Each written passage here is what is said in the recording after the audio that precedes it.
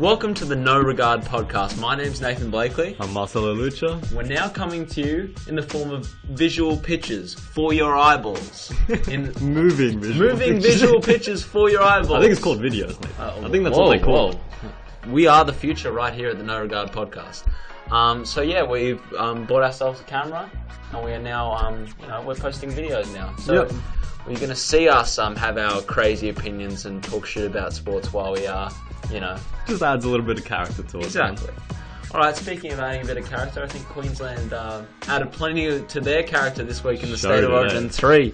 Now, I generally try and watch every State of Origin, as do most Queensland football fans. Yep. Went over to the boys' house the other night, and we just watched an absolute mauling. Probably the best game of rugby league I have ever watched in my life. Is it because it was so one-sided though? But that's why it was so great. No. When it gets like historically one-sided and it's so emphatic. See, I disagree with you. Yeah. Because I don't want to see someone just absolutely maul neither do I. team. Usually I wouldn't want to see a mauling, but like... Just because it's Queensland? Because it's Queensland. If it was New South Wales mauling on Saturday, I would have turned it off and just been like, bruh, no. Yeah. No, I understand that though. But like, it was just so brutal. And one of my favourite things about the match... Jonathan Thurston went 9 for 9 on his conversions, including some pretty sick ones from near the side of the boundary. This was incredible. Yeah. There's nothing more, the dominance continues, the dynasty continues. 9 out of 10 ain't bad. It's not perfect though, man. It's not perfect. I'm still salty about that one. We all should be. Yeah, exactly. But the only person who's really salty now is Paul Gallen. I actually like Gallen. I know that's so rare for a Queenslander to say, but Look, he's a great player, and he has had some performances over the years where he's really been insane. Look, and I've heard as a front rower. Exactly, and the criticism is that he starts a lot of fights, and he's just a scummy player, but it's Origin. It's Everyone's Origin. scum at Origin. Let's be honest now. And we don't watch too much rugby, but we do really make an effort to watch the Origin. We do. And the thing is, it was good seeing Justin Hodges play his last Origin as well. Got the chance to take that sneaky last conversion kick. Made that conversion kick as well, even though it was right in front. But he never takes them usually, so it's just pretty funny seeing him line up for that. But overall, it was just an incredible performance. Everyone getting on the scoreboard. What was the score? 52-6? 52-6. Biggest score in an Origin match, one side. Biggest margin on an Origin match, one side. Most conversions. How many tries is that, Nathan? So I think it was about 9 tries. No, about 10 or 11 tries, sorry. Mm-hmm. No, wait. You did math C, come on now. Oh, yeah, I know. Come on now. Come on now. Alright, well... No, yeah, it was 9 tries. Just an amazing win. Exactly. But we still need to talk about rugby. We do. We have another point to make. Cameron Smith. Yeah. It's been a touchy subject because McKinnon... The injury suffered. Unfortunately, he did become a paraplegic. A paraplegic after his... unfortunate incident in the tackle last year. But there was a report on 60 Minutes last week that did provide some controversy. Was it 60 Minutes or a current 60 affair? Minutes. Well, it was just like a current affair because Right. it was the same sort of standard of reporting, in my opinion. I mean, I've always been an advocate that a current affair should be terminated. And subsequent shows like Today Tonight. Yeah. But you'd feel like some shows like 60 Minutes and Sunday Night, they still have some credibility. Mm-hmm. But 60 Minutes really launched an attack on Cameron Smith. Yeah, it was an assassination of character, and they skewed so many things as well. Yeah. I mean, the raw, uncut video of him talking to the referee was released, and you can see, the guy even says to the ref, he doesn't want to see injuries in the game. Yeah. And he was just merely saying, if he doesn't tuck his head in, then he doesn't go off, you know what I mean? And maybe he was wrong, maybe he was right. But at the end of the day... But in the heat of the moment, you don't know the weight of it. Exactly. So people get injured all the time. Exactly. And it did seem like a regular sort of injury. And especially in a game like rugby league, I'd imagine if Cameron Smith knew the gravity of the situation at that point, he would have been very focused on the well-being of the other player and making sure he gets off. But in the heat of the moment, when you are not necessarily notorious, but well known for your competitive nature, unless you know that it's bigger than football, you're trying to get every advantage for your team you possibly can. Yeah. But obviously, the gravity of the situation was much larger than that. And in retrospect, it was a very unfortunate moment, not only for the NRL, but also for sport in general, that a player would be involved in that situation. Yeah, look, my problem with it is that we celebrate big hits, right? So every time there's a big hit in rugby or another contact sport, like, wow, huge hit, it's on the highlight reel, SC top 10. So these players know that. When they make a big hit, they know. Yeah. Okay, so how can you celebrate that and then also criticize someone when that happens? When you injure another player, and I know people were attacking him for arguing with the ref. Like you said, it's the heat of the moment. You don't know the gravity of the situation, And as you said, like if he knew that he would become a paraplegic, I'm sure it would have been different circumstances. It would have just been much bigger than football. But you don't expect that, and you shouldn't expect that. We shouldn't get to a point where it's 1 in 100 chance. More than that, it's 1 in a million.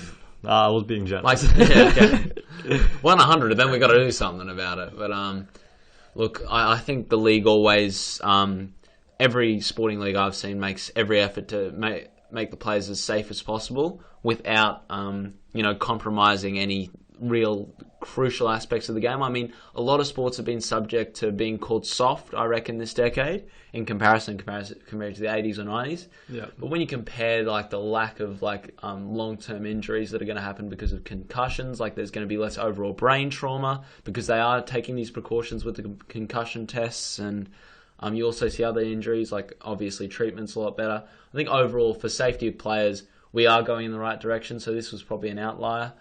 But it's just unfortunate that it was skewed to be an attack on a player when...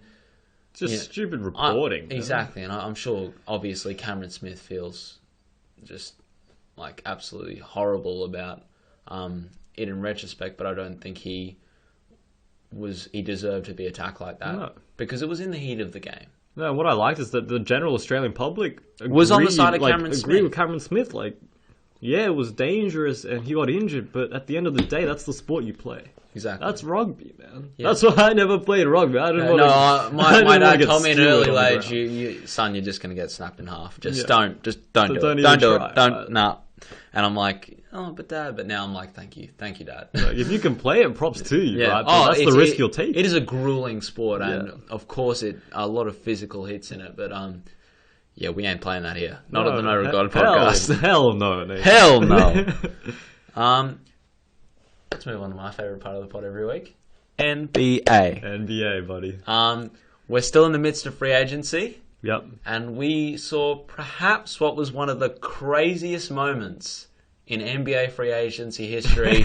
One of the most dramatic moments, for sure. Technically our Thursday morning, but it was their Wednesday night. Yep.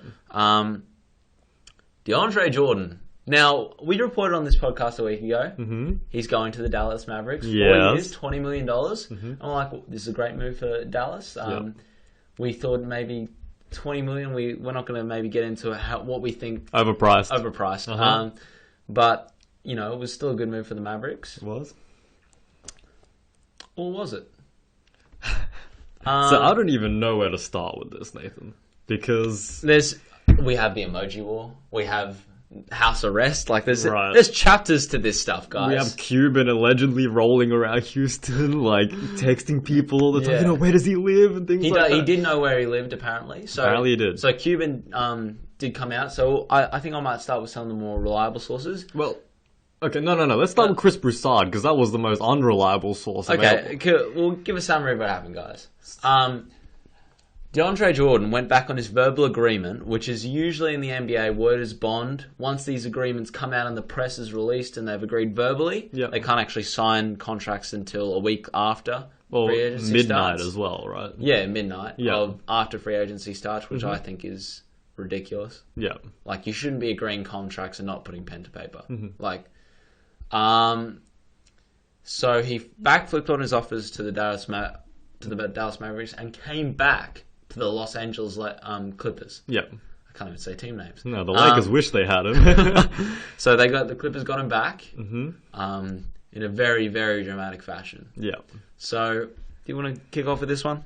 Look, So pretty much, man, like, what does this mean for both teams? For me, in my opinion, I reckon LA now stays at near the top of the Western Conference. I reckon if they'd lost him and had that huge weakness at center when there was no one available, I reckon they would have hit their defense incredibly hard. They would have become a bottom 15 defense, and possibly even like they would have gone from a great playoff team. But since the West is so brutal and OKC's coming back in, you know, like they could have even like gone around to the 8th seed or something like that, or even out of the playoffs. Right. And that's like I don't think they would have because they had Chris Paul and Blake Griffin. Exactly. That's a tough conference, man. I reckon they would have gone down in the rankings. Definitely, it would have gone from their current 56 wins to maybe around 48 or something like that. But now they look like they've improved their team because they brought the same core back of DeAndre, Blake Griffin, and Chris Paul. But now they have Lance Stevenson, who we both love that move. We love Lance Stevenson. Incredibly cheap move for the potential of it. Even if he fails, that's an incredibly cheap move, and you didn't take a risk on it. Like, he's that good that he could lead the team in scoring. Maybe. No, like, the possibility is there. I don't think with Blake on the team, you're not going to lead the team in scoring. I know, but like, how many times do you see Blake get double? I reckon I see him as a double threat on the regular. Yeah. Like, he's an incredible rebounder for his size.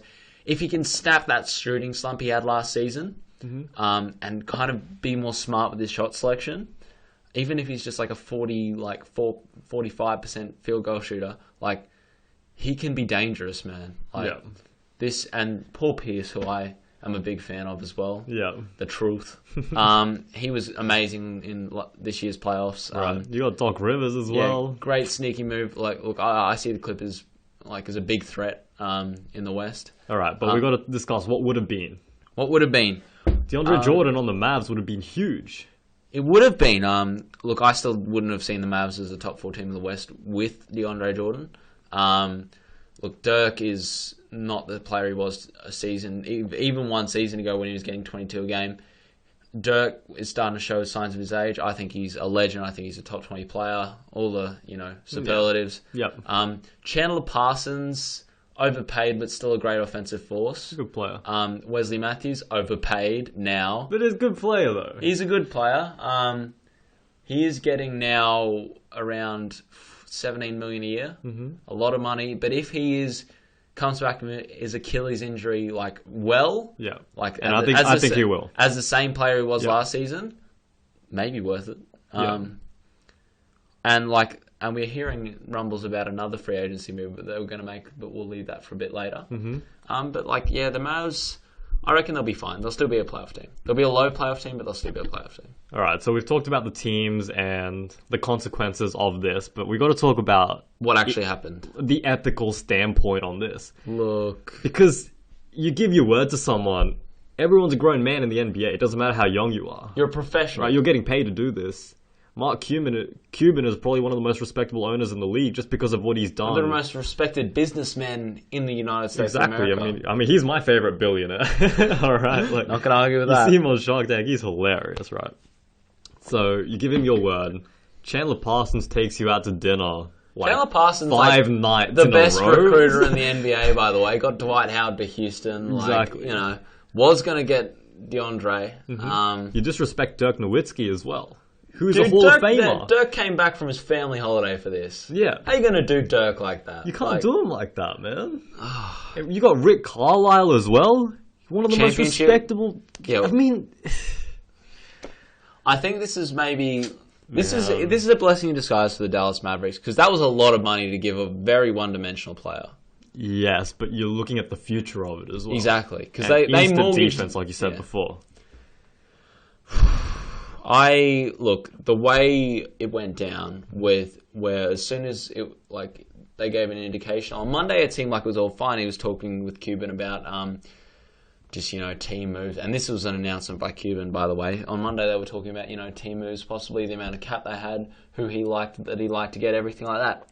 And then it went quiet on Tuesday, and the rumors started coming out that possibly he was looking, he wasn't really sure about his deal. Soon as that came out, we got the emoji war, JJ Redick tweeting a car. Blake Griffin tweeting a helicopter. And Paul Pierce just completely failing. JPEG of a rocket ship for some reason. And then Chris Paul and the banana boat. Oh my god, I cried. That was hilarious. Now that's funny. Yeah, the only thing he's that would have self-aware of all the hate coming at him from the banana boat thing. The photo, the only thing that would have made it perfect for me as a Knicks fan is having Melo on it instead of Dwayne Wade's wife. I forget her name. Yeah, entertainer. That would have been hilarious. I loved one. There was one from their holiday of Chris Paul, LeBron, Wade, and Melo, and it was just like toasting? Yeah, it was that's really good of LeBron, Paul, and Wade to have dinner with a fan. That's so disrespectful, though. That is so disrespectful. Melo's made conference finals in 2009, dude. He's made it once. Yeah, well, where's Chris Paul? Yeah, true, but Okay, Dwayne Wade has more rings than all of them together. Right, okay, I've hit a nerve, guys. I've hit a nerve. Look, man, do not disrespect Melo, okay? Behind Kevin Durant, the best scorer in the league. I'm not going to argue with that. Some people may even put him on the same level. I could make a legitimate argument for that, but let's not get into it. Okay. We're still on DeAndre Jordan. And we love going out on tangents here on the No Regard podcast. Look, it was disappointing. Yeah. In all seriousness, but, that's the way of the world. You've got to get yours. Yeah, exactly. We've talked about this before off record. Life is really about you looking out for yourself. And you always got to respect your peers, respect your employer. Definitely, yeah. Right?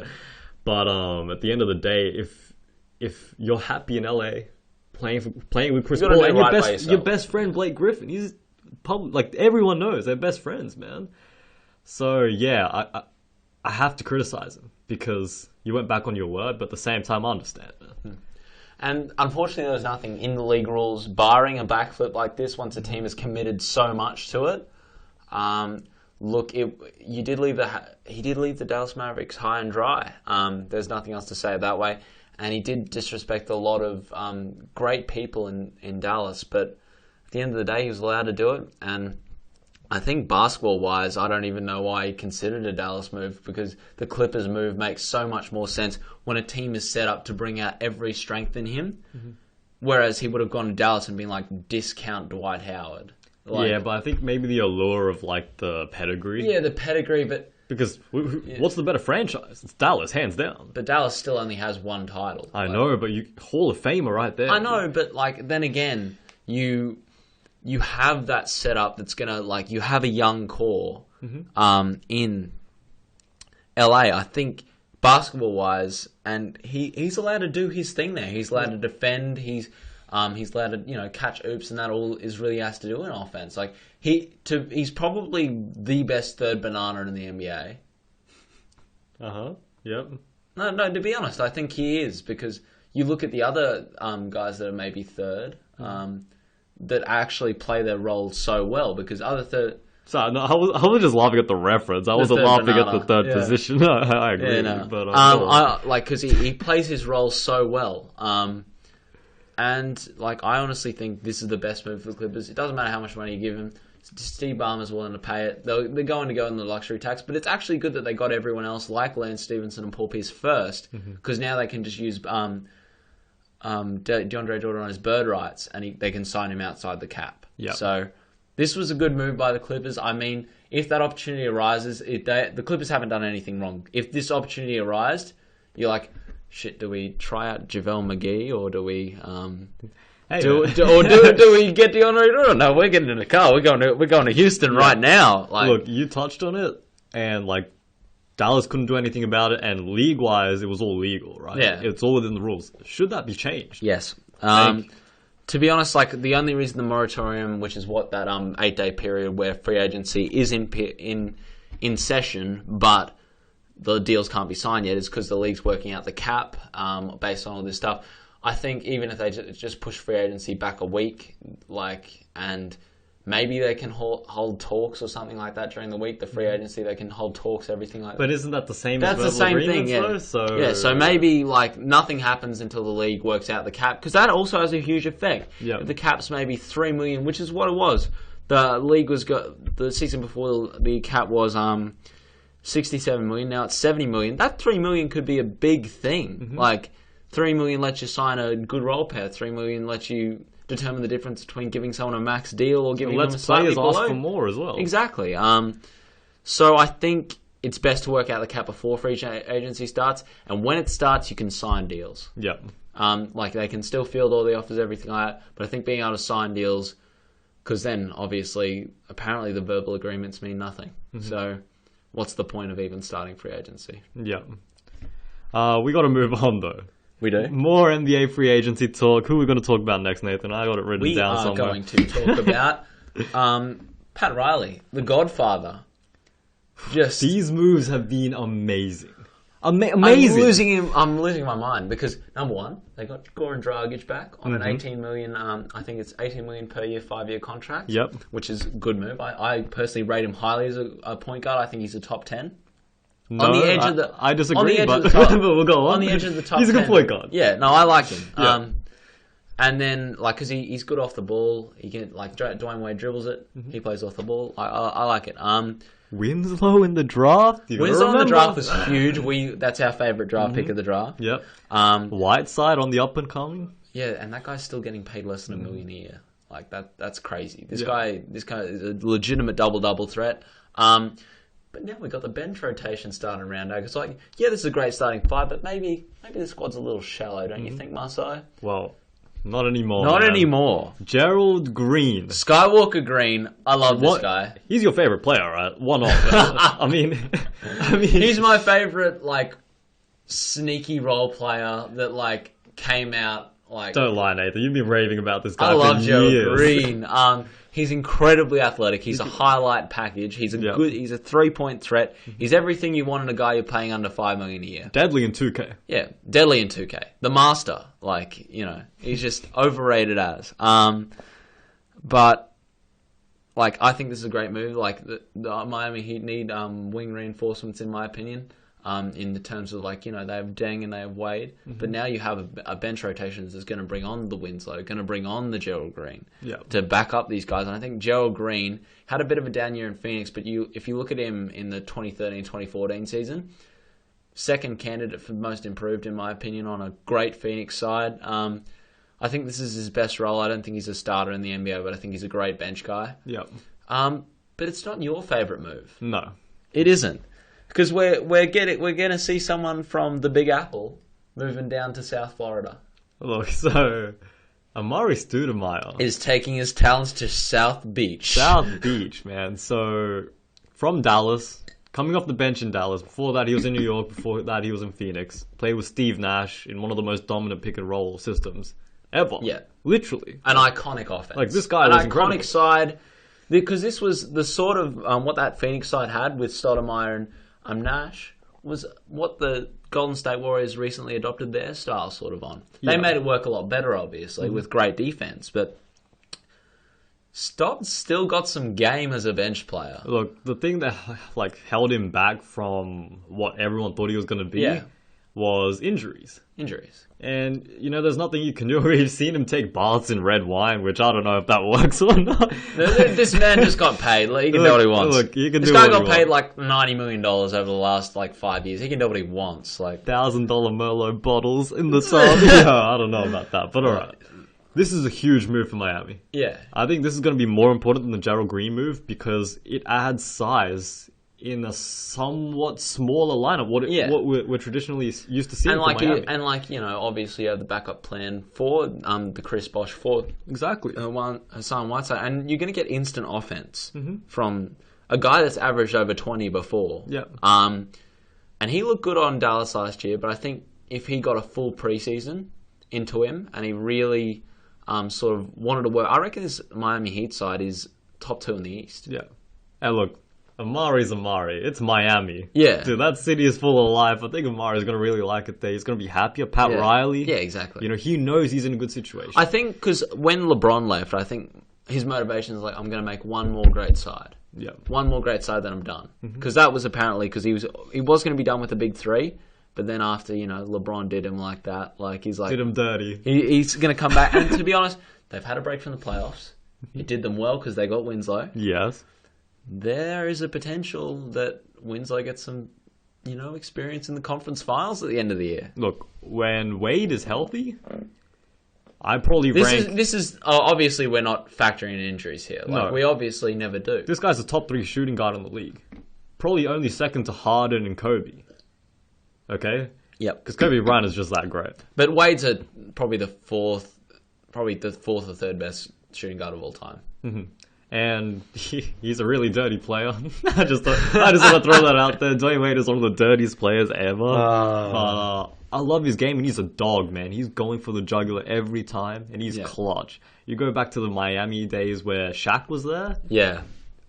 Dude, that season, though, was insane. He averaged like 37 points in the finals. It was amazing. Yeah. So it's going to be really good. I see Miami as a top 3 team in the East. I agree. If not second to the Cavs. Hey, I hope Chicago is the best team in the East, because I honestly think there's a chance. Yeah. Obviously, as usual, it depends on Derrick Rose, and I think he's going to have a great time under Fred Hoiberg. But the Chicago Bulls did shit all in free agency, so I can't really talk about them. Let's not talk about our team, because I think we're both doing pretty crap. We're both just feeling the feels. Like, I think Chicago came to free agency. Hey, we were all right last year. Let's just do that all over again. Let's just go with the exact same players next year. Good luck with that, man. Yeah. No, honestly, though. Honestly, like, if Joakim Noah is Joakim Noah, we're winning. Yeah. Like, we're literally winning. Like, but we got to move on. Darren Williams. You touched on the Mavs' other free agency move. Now, I don't think this is confirmed yet. It's not confirmed yet, but there's a verbal agreement. There's a verbal agreement. Oh God, we've already seen how. So the Nets are currently paying him $20 million a year. Mm-hmm. Darren Williams, point guard, used to be one of the best point guards in the league. Currently not. Had one of the biggest drops in form I've ever seen, ever. Exactly, Tiger Woods like. Yeah. And now he's looking to get waived because he wants to play for the Dallas Mavericks. Mm-hmm. And look, this is a good move by the Dallas Mavericks. They only had, like, from the reports, they only had to pay them 2 years, $10 million overall, so $5 million a year. That's a good move. That's low risk. They finally get a starting level point guard. He showed flashes in the playoffs, I think. Yep. And I think the motivation, the culture seemed toxic at that Brooklyn Nets team, in my opinion. Mm-hmm. He's coming into a franchise with Rick Carlisle. He's coming into a franchise with Dirk Nowitzki. He's coming into a franchise under Mark Cuban, one of the best owners in the NBA. This could be, like, it won't necessarily be all-star, but I think we'll see a renaissance of Darren Williams this year. And if we do, we could see the Mavs as a threatening team in the first round next year. Right, because I think you hit the nail on the head. You know, he's going to work. He's gonna work with hard. better players. Yeah. You know, he's never really worked with a Dirk, with a Parsons. You know, because like a star in Utah, but who was really around him? Like Boozer. Exactly. Like, and then at the Nets, you know, I know he had KG, Pierce, but that AK-47. That one year was pretty toxic too. Yeah. Like Gerald Wallace was huge for that team, though. Yeah, but we got to give Gerald Wallace credit. Gerald Wallace also going to the Golden State Warriors. Yep, that's a pretty big move too. I think he may end up like David Lee. He's gonna a lot of money. Well, situational player, you know. Yeah, exactly. All right. And I just want to quickly mention a few other moves. Roy Hibbert going to the Lakers as for a second round pick. This was a great move by the Lakers. Yeah. Yep. Like, obviously, it's buy low on Roy Hibbert right now. His stock is very low. Yep. That economics knowledge, guys. So buying low on Roy Hibbert. Mm-hmm. Great move. It could, best case scenario, they get all-star Roy Hibbert, one of the best defensive players in the NBA. He's not a huge threat on offense, but defensively, he's huge. Yeah. And even last year was great. Just go back and watch that block that he had on Carmelo in Exactly. the conference finals or the second round. Yeah. Or first round. Damn, First I round. don't know First where round, my I Knicks think, have yeah. been in the playoffs. It's all just a blur It's of a lottery blur, picks. I reckon this is a great move by the Lakers. Yes. And the Lakers have quietly put together a solid rotation. They've got Roy Hibbert. Mm-hmm. They've got Lou Williams now. Yes. They've got Brandon Bass, which I was like, wow, this is a great... I like Brandon Bass. He's a great player. 3 good role players. It'll be interesting to see what they do with Swaggy P, because like that's a pretty toxic offense when you have Lou Williams, Kobe Bryant, and Nick Young. See, here's the thing. I compare Nick Young to J.R. Smith. True. Streaky. They're just streaky. The thing is... And they're stupid. Yeah, exactly. Okay, no. Let me take that back. They're not stupid, but they make stupid plays. Yeah. and you can see them. But no, Nick Young is stupid though. Like we've seen Nick Young take a 3, turn around, lift his hands up. Like, oh my god, look back, and the 3 didn't go in. We've seen J.R. Smith untie people's laces. Well, we've seen J.R. Smith on good teams, and we've seen what they can do. What we saw against Atlanta in the conference finals this year. That can be a streaky player can be a great thing. Yeah. But we haven't seen Nick Young on good teams. No. Look, with teams like Portland, who is going to just be horrible this year, dude, everyone did Damian Lillard dirty. Like, man, honestly, like, I'm not too high on Damian Lillard. You know this. I'm not too high on him either, but poor guy, man. Poor guy. He lost his whole starting rotation. And there's no one out there to get. There's no one. Everyone's already gone. There's some good young players that came in. I think Mason Plumlee, I think, is a starting center in the NBA. Yeah, but when you lose your whole starting and your consolation prize is Mason Plumlee. Look, when you've been in the playoffs with LaMarcus Aldridge, and then going out to war with like Mason Plumlee and Gerald Henderson, you're like, bruh. But I reckon we'll see like. I don't think he's too mad though. He got paid. Yeah, exactly. He's not too mad. He's not too mad. But I reckon we'll see what we saw with like Westbrook like this year and like old Kobe when Kobe was on those horrible teams where guys like taking like 25 shots a game and like getting mad stats even though his team's like winning 30 games. Maybe, man. I reckon we see like hectic numbers from Damian Lillard this year, but we won't see too many wins out of it. Right. Well, moving on. Another pacer that left, David West to the Spurs. For the minimum. For $1.4 million. How much did he give up, Marcelo? I have no idea. $10.5 million. Was it 10? He gave up $10.5 million next year. People talk about players wanting to win and they'll do anything to win. That is doing anything to win. That's the epitome of wanting to win. Yeah, so... David West is an animal, too. Yeah. You know, honestly, like, we always talk about, like, intimidating players. Yeah. David West is at the top for me. Exactly. This guy, man, you do not want to fight him. No. There's something about, like, this guy looks crazy. Yeah. Like, you see him on the boards and the way he hustles. Yeah. It's a different level of intensity. And now you look at the Spurs front court rotation now. LaMarcus Aldridge, by the way, $4 million. A 4-year, $80 million contract. Now that would be a steal. That would be a steal. That's a great contract for the Spurs. Like he's an all-star. I love LaMarcus Aldridge. And he has a 3-point shot now, by the way. You have Tim Duncan, one of my favorite players, if not one, like top 3 favorite player for me in the NBA right now. Yeah. And then you also have, David West coming off the bench. Yeah, Boris Diaw. Like that's it. And then you see the backcourt. It's like Tony Parker. They still have Thiago Splitter, don't they? They traded him actually. Oh, okay. I don't know, man. I don't know. I've been so focused on. But no, like literally, the Spurs are insane this season, and like they're a huge threat for the championship. Yeah. I agree. But besides that, that's all the basketball moves for the week. Actually, I just want to make a point. No, go. And I want your opinion on this.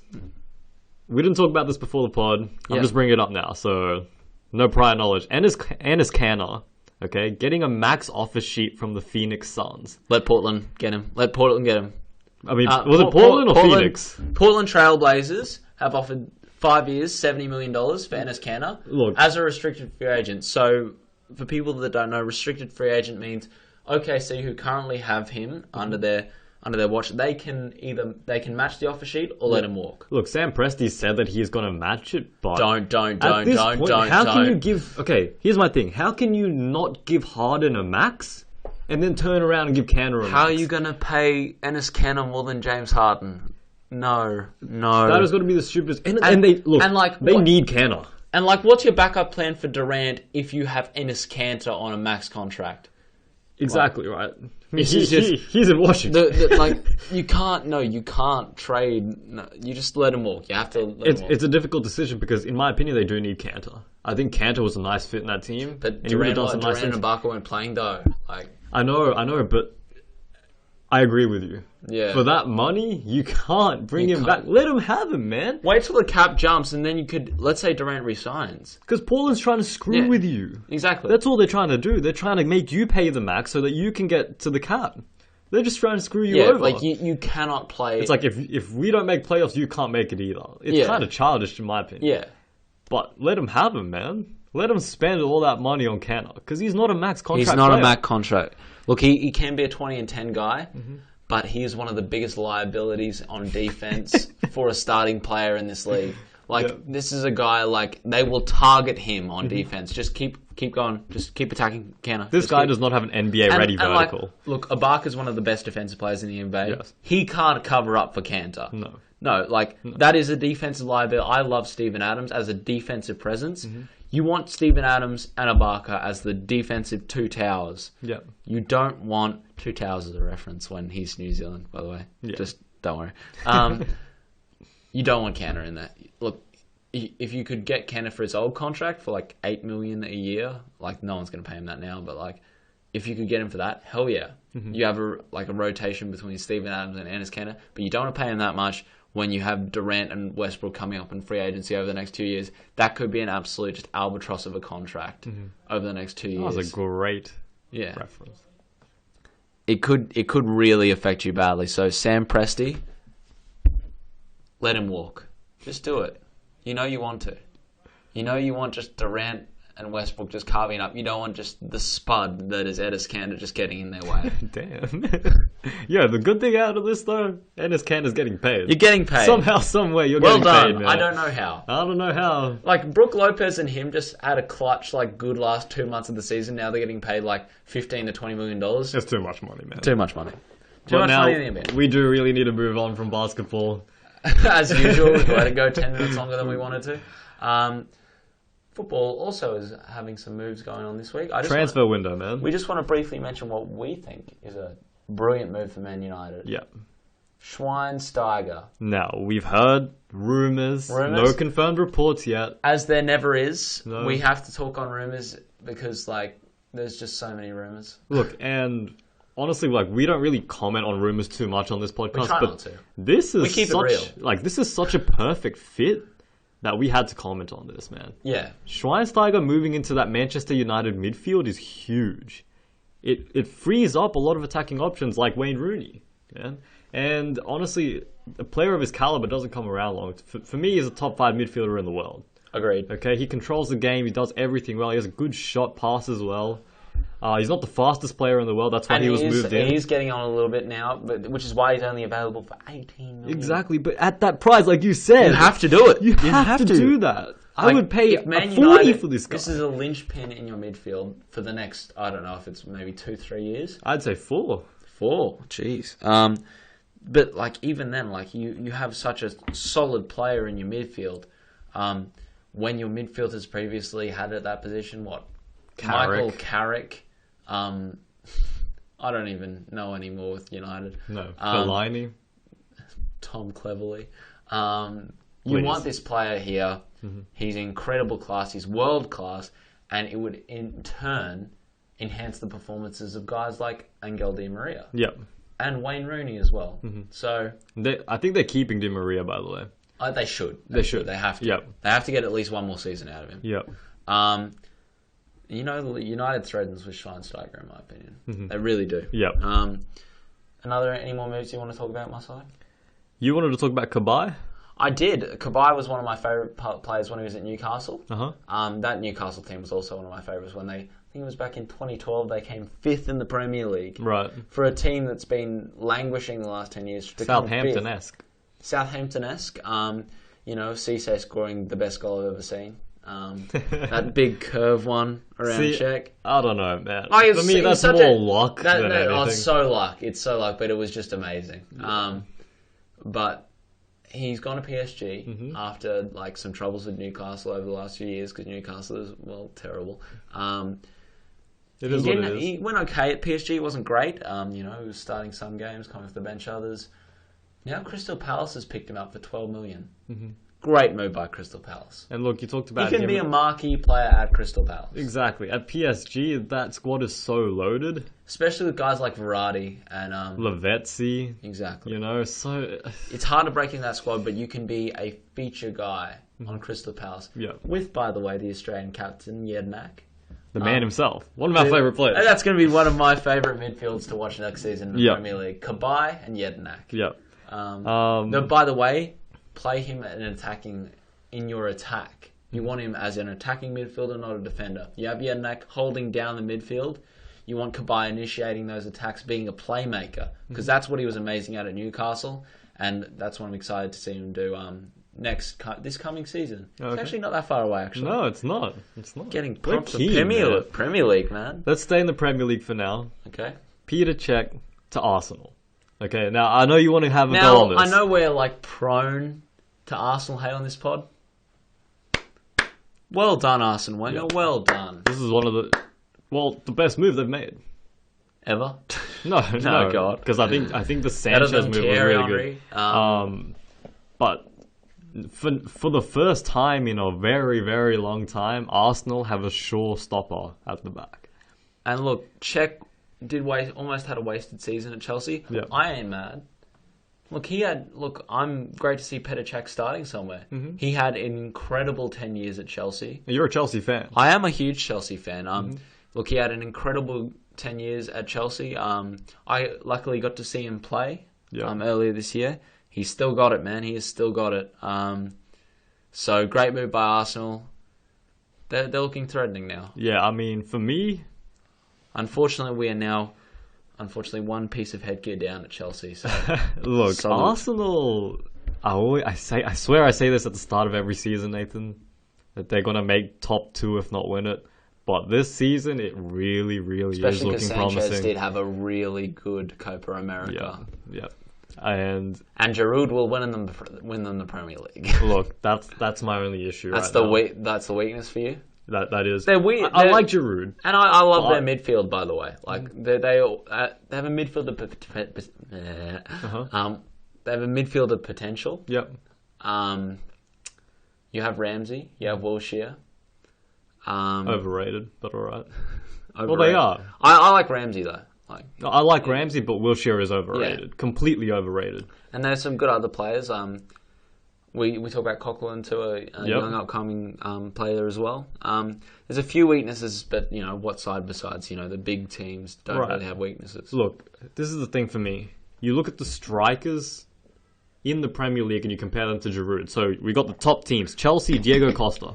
Okay, one of the best strikers in the world, no doubt. Agreed. Manchester City, Aguero. Okay, United, they still have Robin van Persie right now. Even if he leaves, you've got Wayne Rooney at striker that you can put in. Now, I don't agree with that. I think they should play him at attacking midfield because he just does so much for that offense and the team in general. But those players compared to Giroud, it's night and day. Exactly. Giroud can't touch them.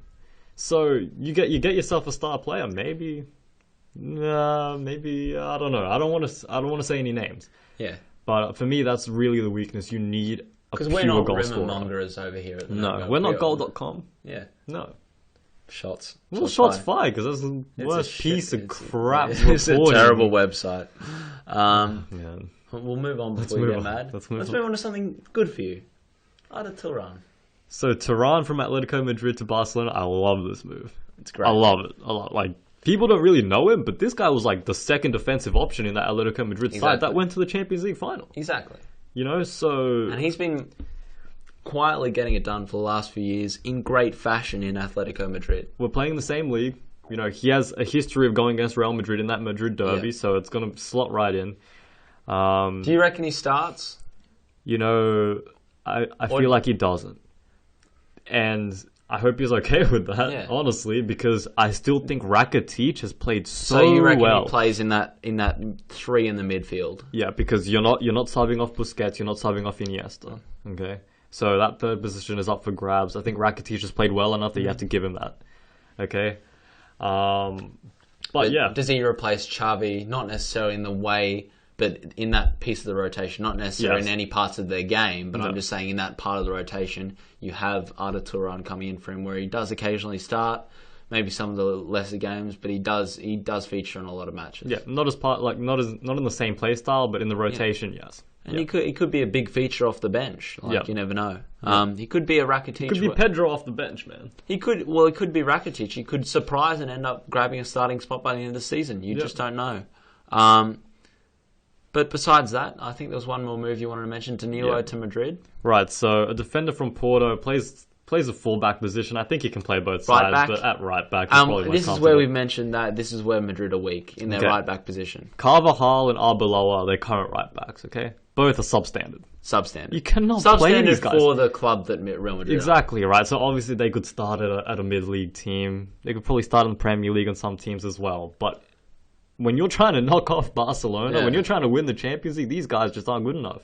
You go and watch tape, Nathan. Especially on the left, you come in and you've got Neymar. Exactly. Like, when you've got like Arbeloa trying to like shut down Neymar, you're like, this needs to change. No, they're liabilities, and they're foul liabilities as well. And Danilo's young too, isn't he? Exactly. And I just wanted to touch on the fact that at the unveiling, I'm not sure if you saw, but he actually... Okay, when a player's unveiled at a club, normally it happens at the stadium, and there's just like it's like a media day for the player. The crowd shows up. By the way, when Ronaldo rocked up to Madrid, he packed out the stadium. Right. This guy probably got like a good 1,000 people at most. That's Okay, right. okay, that's fine. It's a fullback. That's fine, exactly. But people are giving him stick because he couldn't juggle the ball. He only juggled the ball 5 times. We find that pretty funny, don't we? But at the end of the day, this guy's a defender, and there's a reason that the best jugglers in the world aren't professional footballers. Yeah. Okay, just like the best street players in basketball aren't in the NBA. Because there's other fundamentals to the game besides looking good. And look, and I'm sure if you gave this guy a few tries, he would easily get. He probably has a few tricks up his jugglers. sleeve. Plus, you're doing it at your unveiling. There's pressure there. Yeah, you're nervous, huge pressure, man. And you only tried it once. Yeah. So you can't give him stick for that. Although, like you could have watched that and like you would have just seen like 500 Madrid fans just hearts break, just like, oh no, we can't play 11 Ronaldos on the field. Madrid fans are dumb, by the way. Scum. They're just scum. Before you, get too into it as a Barcelona fan, let's move on. we have Wimbledon. Yep. One of the biggest sporting events in the world. Yes. We are now at the finals. Mm-hmm. It goes so quick, hey? It feels like just yesterday we were talking about opening round. And Kyrgios as well. Okay, so you want to start with Kyrgios? Let's start with Kyrgios. Now, when we spoke in the last pod, and we were aware of this, when we posted it, a lot more noise with Kyrgios happened, and we'd recorded it before this. So we want to have our say now. Yeah. So you got to forgive us for the tardiness. Yeah. But basically, what happened was that I forget the name of the Olympian that called him out. Dawn Fraser. Dawn Fraser went on... Champion swimmer for Australia. By the way, she's old, and her opinions might be prehistoric. From a different generation, completely. Exactly. So, basically... And by the way, I think calling her comments... Okay, you say it first. I have my opinions on it. Look, we haven't talked about this. We haven't? No, this is the first time I'm going to hear Nathan talk about it, but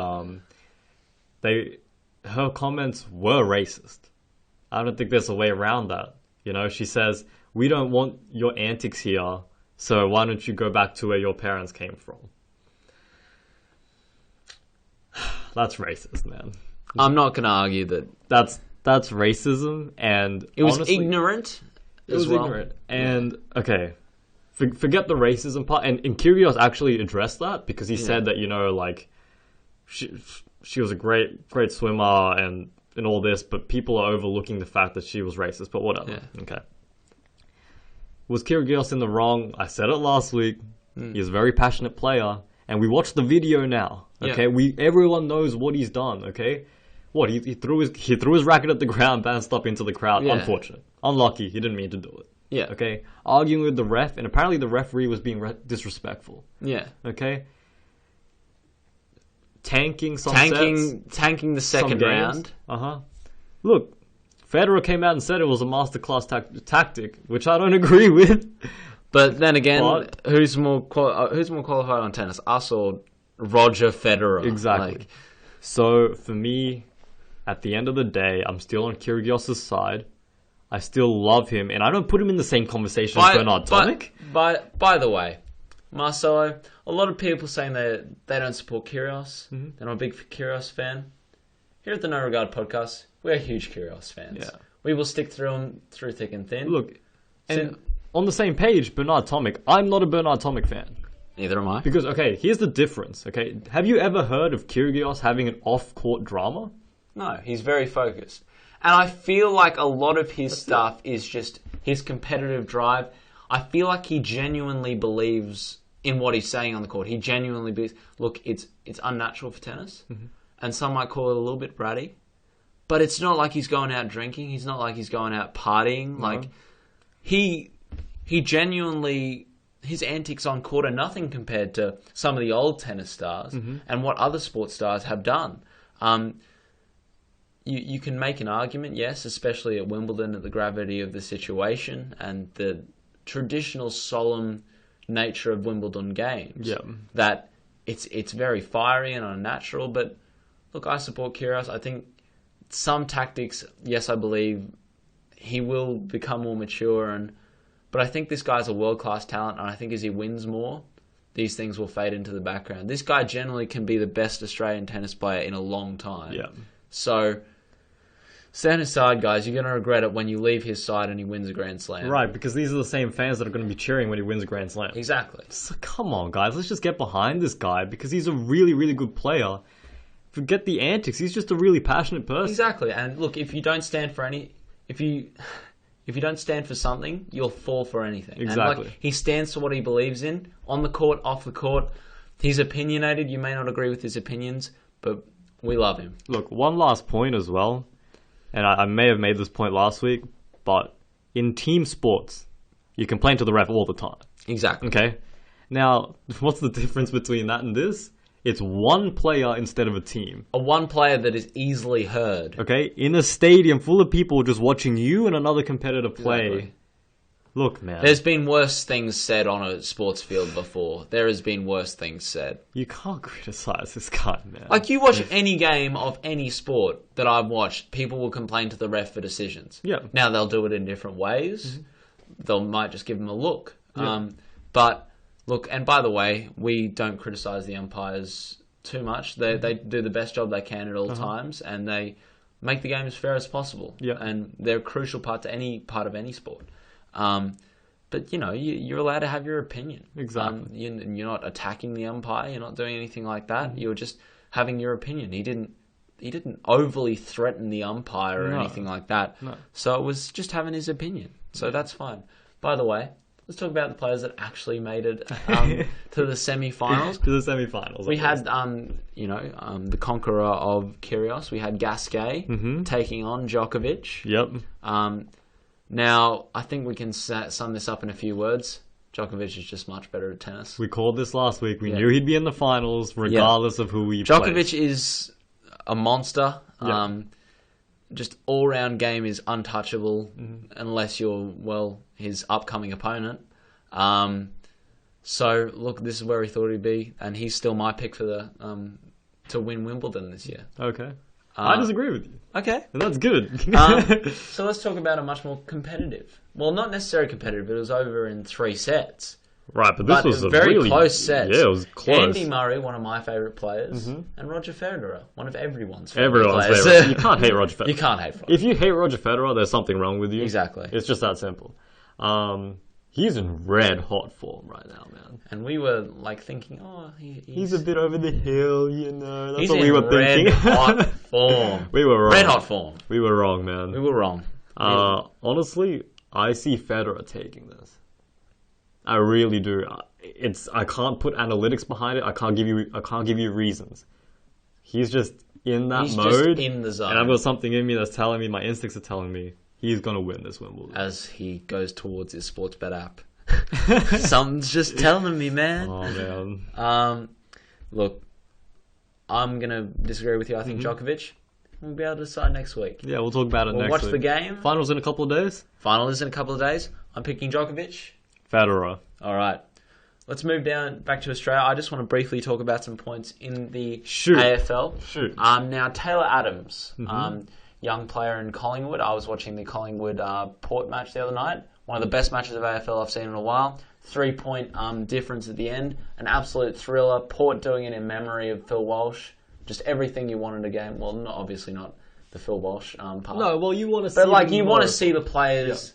Rise up to the occasion. Rise up to the occasion. Have something to fight for. The one black mark on this game is when Taylor Adams appeared to have kneed Westhoff in the face when he was on the ground. Had him on the ground. They were scrapping. I'm not sure over what. Kneeing him in the face. This should be at least 2-3 weeks suspension. At least. Now, Collingwood, being the biggest club in the AFL, being that they need to win matches, being that Taylor Adams was their best player on the field the entire match. Hopefully the AFL is as harsh on him as they would be on any other team. I'm feeling... Is that all you're going to say about that? That's all I'm saying. I hope they do the right thing. Do the right thing. Match review panel. And I just want to briefly mention, the Lions are playing tomorrow. I'm excited. We have our captain, Tommy Rockcliffe, back. And we have Pierce Hanley, one of the best Irish imports we've had in a few years. And he's playing well. We have 2 great players back. I'm confident we can actually win a game or 2. Okay.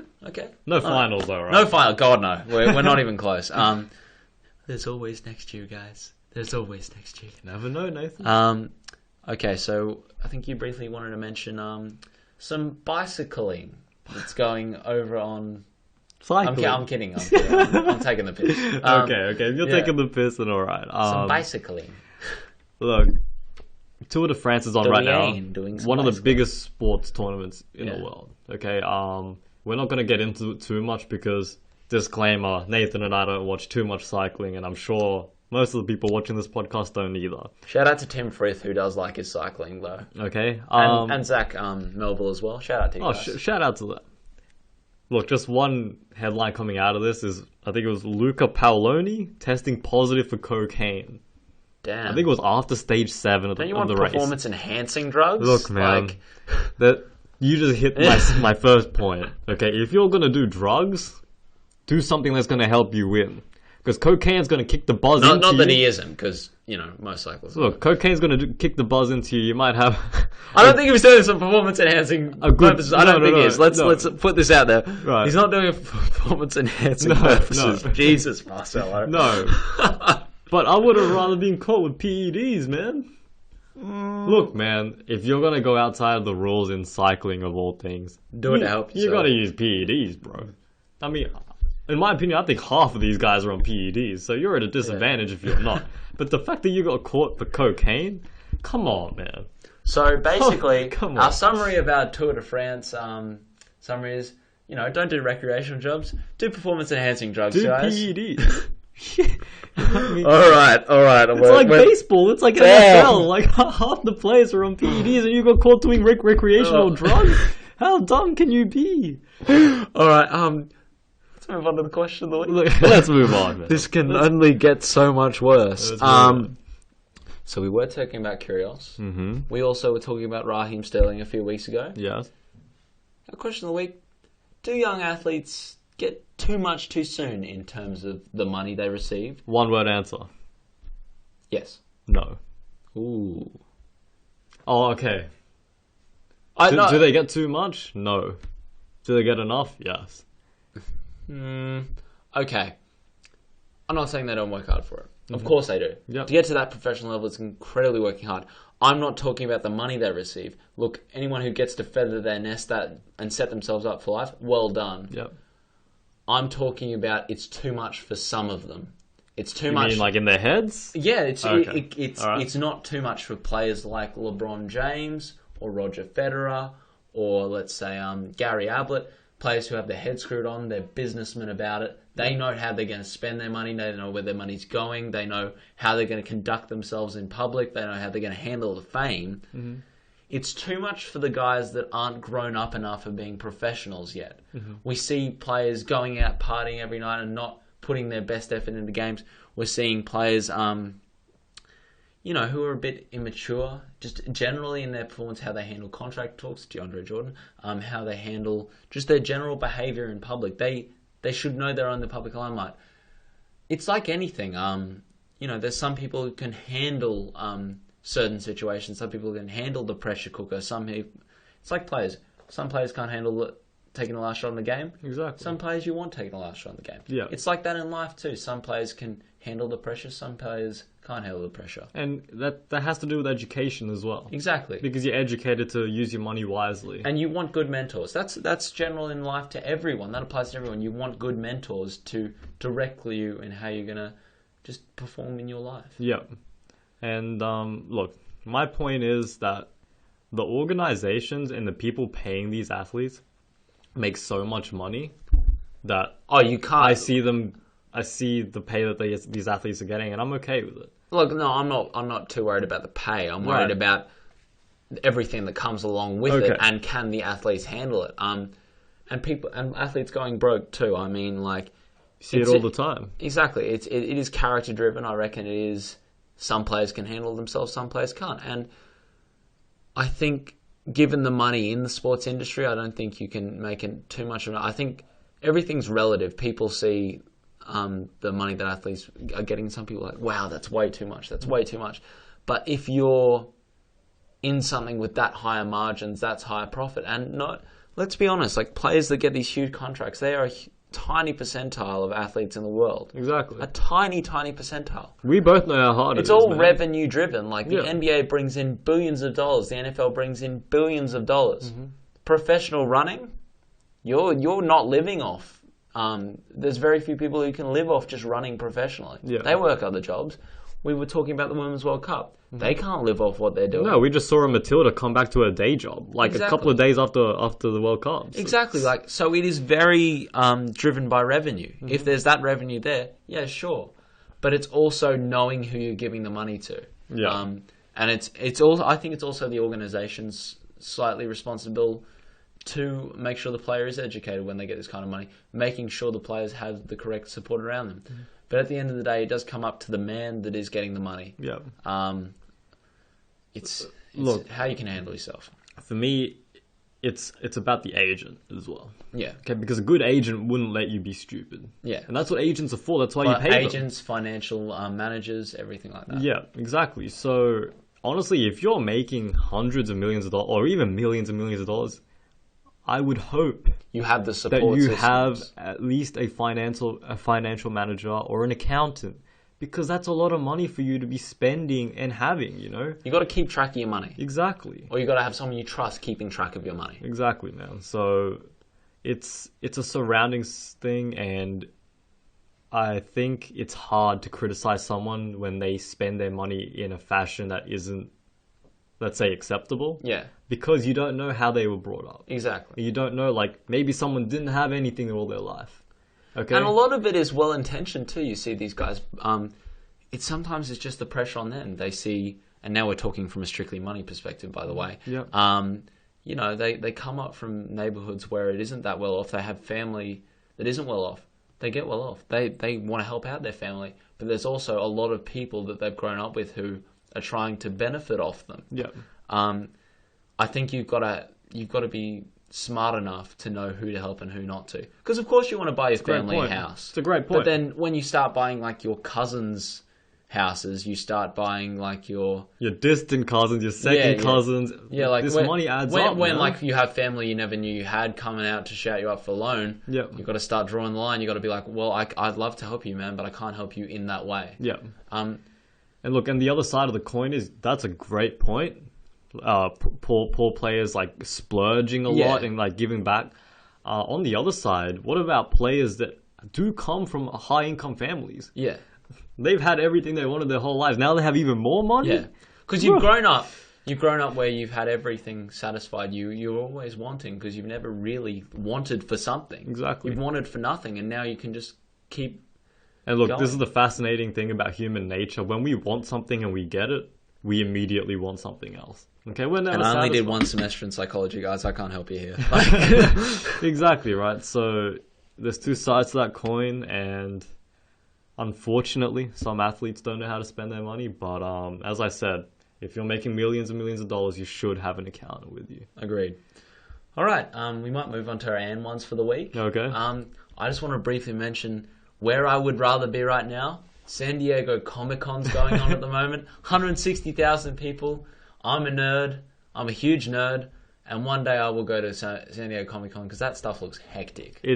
Look, from what we see on videos, it's amazing. It has become the premier pop culture event in the world. Mm-hmm.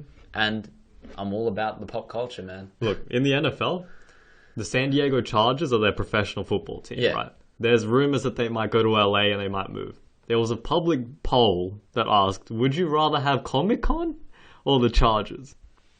Guess who won?